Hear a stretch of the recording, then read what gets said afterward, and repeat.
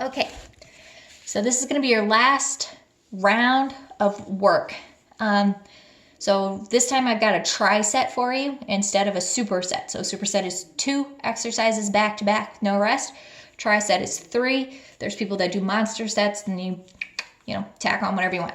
So for the tri-set, I'm gonna have you do a renegade row, which I didn't show you when I was there either. Back to back with a bicep curl and then a skull crusher, which we did go over. So renegade row, I'm gonna show you really quick. This is to work your back, your chest. It's a compound movement, so you're working a couple of different exercises at once. This needs to be heavy if you can.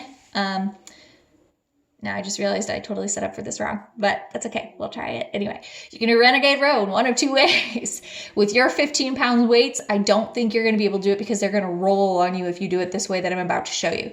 But you can do it either the second way I will show you, or if you wanna try and tough it out or do it with the 8 pound weights that you have if you're tired that day, you can. You're not going to get that much of a pull out of it if you do it with a lower weight. But if you can get those 15 pounds not to roll, then here's your first option for a renegade row. So you're going to come out here. You'll be in a plank position, butt low again. Let me back up a little bit.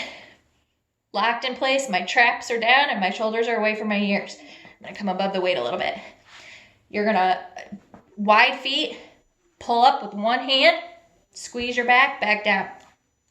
2, back down. These are a little bit heavy for me. They're 20s. 3, back down.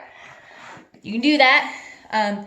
The other way to do a renegade row, which I'd rather have you do, I guess, since you are, since this is kind of a heavy motion, is on a bench or on your tall coffee table, like your tall end table.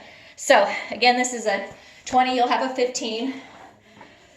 And I've got this drawn out a little bit in your book. Flat hand, you're gonna hinge at the hips. Keep your butt back and your chest up. It's easier to have one leg forward, one leg back. You can do it like this if you want, but it's kind of stupid. This is a little bit more stabilizing. Again, you're gonna keep your chest out. You're gonna pull up close to the body, close to the body. Squeeze your back, come back down. That's probably the best way to do it. The muscles you want to use should be your back and your tricep. So really, you're pulling up, that's going to be your tricep, and then squeezing the top of your back. It's almost going to feel like you have a ton of fat right behind your arm. And that's what you want to kind of just squeeze there, hold for a second, drop back down. Again, none of this.